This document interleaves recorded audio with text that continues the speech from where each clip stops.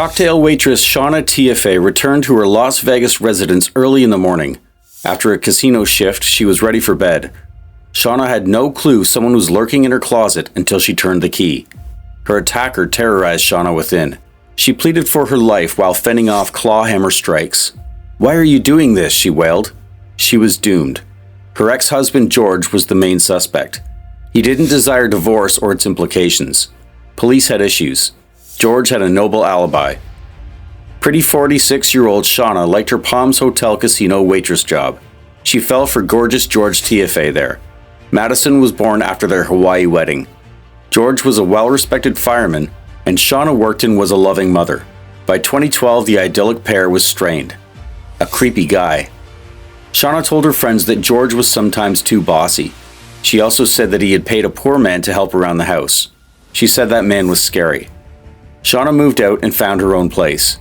She and George now share care of Madison. She was sure that she was no longer married. Shauna's flat was broken into in early September and her wedding ring was stolen. She was very upset. Then, 3 weeks later, on September 29, 2012, at 3:01 a.m., Shauna was caught on CCTV leaving work. Madison was living with her grandma when she was 8 years old. Shauna drove her car the 30 minutes to her apartment and went inside. Shauna was hit with a hammer by a man. Her fingers were broken as she tried to fight back. The man kept hitting her until she died. George picked up Madison the next morning and drove to Shauna's house. When they walked in, they saw Shauna's dead body. George called the police. "I think I need to report both a break-in and a murder," he said. George was the main suspect because he and Madison had broken up, but when police questioned him, he had a solid alibi. He had been working a 24-hour shift at the fire station before picking up Madison. When the cops looked into it, shift workers in Vegas were scared. If they went home, would a random killer be waiting for them? Then a man told police that a homeless friend he knew as Greyhound had told him that a man had killed a woman with a hammer by hitting it so hard that it broke. Noel Stevens was a former criminal who lived in a tent on the edge of the city. He was known as Greyhound. After arresting him, cops discovered his bloody pants near the tent. Hammer barcode stickers were also present. Noel admitted murdering Shauna at the station. George was his cell phone contact. His response was game-changing. "My firefighter friend." George Tiaffay befriended Noel Stevens, whom Shauna distrusted. Records indicated the two called one another often before the murder. George took advantage of Noel's admiration of him to get him to murder Shauna. Noel showed police where he buried the firearm, which was shattered from his force. George drove into a barricade to escape after 9 days. Suicide failed. Hospitalized accused George. Noel too. Noel confessed to killing Shauna in 2013 and testified against George to avoid death. George was acquitted.